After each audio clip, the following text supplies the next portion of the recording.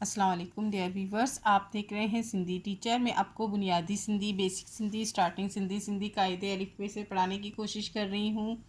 उसके बाद हमने स्टार्ट किया है class 3 to class 8। Sindh text book board के हम कंप्लीट पढ़ चुके हैं। जो चैप्टर पढ़ा है उसका मुकम्मल उर्दू तर्जुमा किया है। उसमें जो भी एक्सरसाइजेस थे, क्वेश्चन आंसर, अल्फाज मायने, अल्फाज जुमले खुलासे, वो सब हम सॉल्व कर चुके हैं।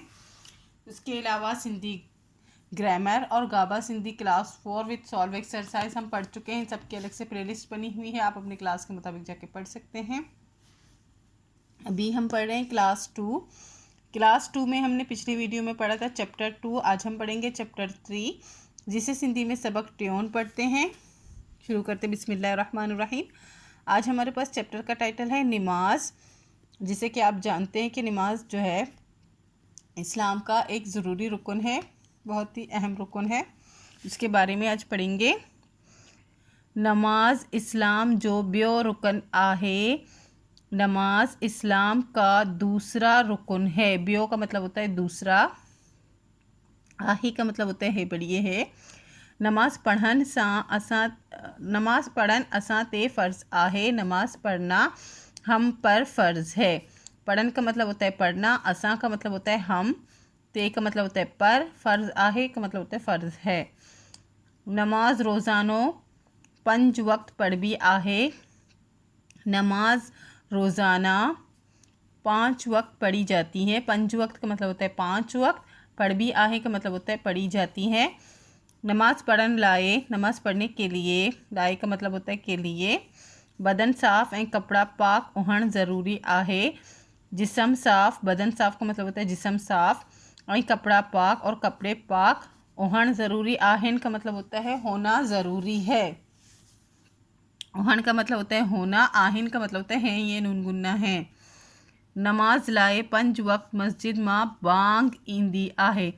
नमाज के लिए 5 वक्त मस्जिद में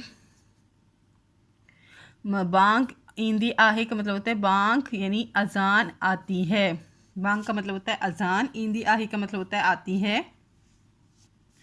बांग बुदे माणू वज़ू करे। अजान सुनकर, बुदे का मतलब होता है सुनना, अजान सुनकर लोग, माणू का मतलब होता है लोग, वज़ू करके मस्जिद मां जमात सा, मस्जिद में जमात के साथ, जमात से, सा का मतलब होता है से, गड नमाज पढ़ंदा आहिन, से जमात के साथ, गड का मतलब होता है साथ, नमाज पढ़ंदा आहिन का मतलब होता है नमाज पढ़ते हैं। नमाज पढ़ाहिन वारे के, नमाज पढ़ाने वाले को, पढ़ाइन वारे का मतलब होता है पढ़ाने वाले को, पेश इमाम सडबो आहे, पेश इमाम कहते हैं। सडबो आहे का मतलब होता है कहते हैं। नमाज जा केतराई फ़ायदा आहिन। नमाज के कितने ही फ़ायदे हैं। केतराई का मतलब होता है कितने ही फ़ायदे, आहिन का मतलब होता है फ़ायदे हैं। रोज़ानो 5 पेरा वज़ू कजे, तो रोज़ाना 5 वक्त वज़ू करते हैं। कजे तो का मतलब होता है करते हैं। नमाज पढ़न वाले जो जिस्म ऐं कपड़ा साफ़, नमाज पढ़ने वाले का जिस्म और कपड़ा साफ़ ऐं पाक रहता और पाक रहते हैं। ओहे सजो ॾींहुं चुस्त ऐं तवाना रहता। वो सारा दिन, सजो ॾींहुं का मतलब होता है सारा दिन, चुस्त ऐं तवाना रहता है। इनका सिवाय, इसके अलावा, सिवाय का मतलब होता है अलावा, इसके अलावा रोज़ानो 5 पेरा, रोज़ाना 5 वक्त, पेरा का मतलब होता है 5 दफ़ा, मस्जिद मां, बेरा, बेरा का मतलब होता है दफ़ा, 5 मरतबा, मस्जिद मां गडजन जे करे, मस्जिद में एक साथ होने की वजह से, गडजन का मतलब होता है एक साथ होना, जे करे एक साथ होने की वजह से, हिक बई जी, एक दूसरे की, हिक बई का मतलब होता है एक दूसरे, जी दुख सुख जी, एक दूसरे के दुख सुख की खबर पवेती, खबर होती है यानी मालूम पड़ता है। इन सामानन जे, इससे लोगों के, पाण मां हमदर्दी, इससे लोगों में आपस में हमदर्दी, पाण मां हमदर्दी का मतलब होता है आपस में हमदर्दी, पाण का मतलब होता है आपस, इससे लोगों में आपस में हमदर्दी मोहब्बत आई बाई पे वडे थी। मोहब्बत और अमज़ा का मतलब होता है अलिफ और बाई पी वडे थी का मतलब होता है भाईचारा बढ़ता है। वडे का मतलब होता है बढ़ना और बाई पी का मतलब होता है भाईचारा। नमाज चंगाई सिकारे थी। नमाज जो है अच्छाई सिखाती है। चंगाई का मतलब होता है अच्छाई, सिकारे थी का मतलब होता है सिखाती है। आई बुराई का बचाई थी और बुराई से बचाती है। नेक्स्ट पेज पे एक्सरसाइज है मशके हेटियन सवालन जा जवाब दियो। 5 सवाल इनके जवाब देने हैं जो कि कॉपी में लिखे हैं। इसी वीडियो में आपको बताऊंगी। उसके बाद है नमाज बाबत मुख्तसर बुदायो, यानी कि नमाज के मुतालिक छोटा सा मुख्तसर सा बताना है।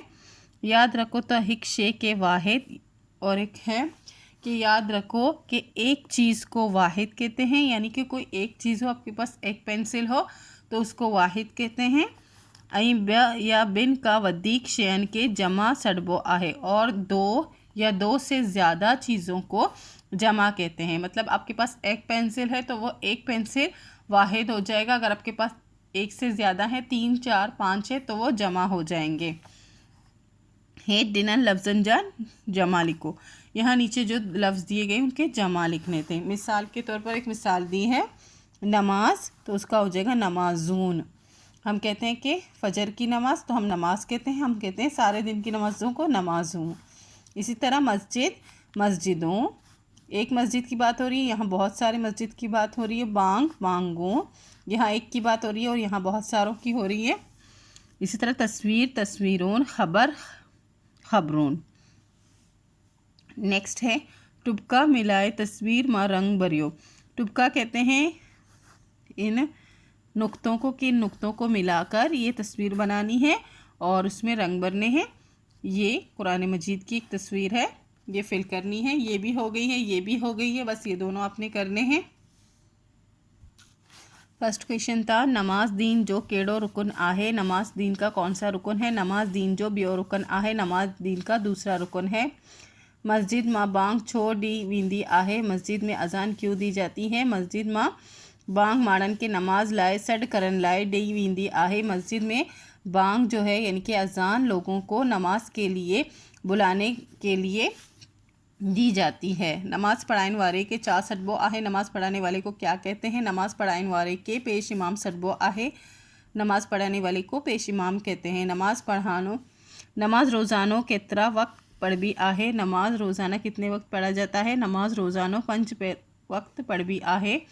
नमाज रोज़ाना 5 वक्त पढ़ी जाती है। नमाज मां केड़ा फ़ायदा आहिनि? नमाज पढ़न वारो पाक ऐं साफ़ रहे तो ऐं सॼो ॾींहुं चुस्त ऐं तवानो रहे तो। नमाज पढ़ने से क्या फ़ायदे हैं? नमाज पढ़ने वाला पाक और साफ़ रहता है और सारा दिन चुस्त और तवाना रहता है। उसके बाद था नमाज के बारे में मुख्तसर मज़मून थी, छोटा सा बिल्कुल बनाना था। फर्स्ट हमने 4 लाइनें लिखती हैं। नमाज दीन इस्लाम जो भी और रुकन आहे। नमाज दीन इस्लाम का दूसरा रुकन है। नमाज रोज़ाना 5 वक्त पढ़ी वींदी आहे। नमाज रोज़ाना 5 वक्त पढ़ी जाती है। नमाज पढ़न का पैरी वज़ू कबो आहे। नमाज पढ़ने से पहले वज़ू किया जाता है। नमाज मस्जिद माँ जमात साथ पढ़ भी आहे। नमाज मस्जिद में जमात के साथ पढ़ी जाती है। अगर हम और लाइन यहाँ लिखते थे तो ये लॉन्ग हो जाता, हमें मुख्तसर ही बताना था।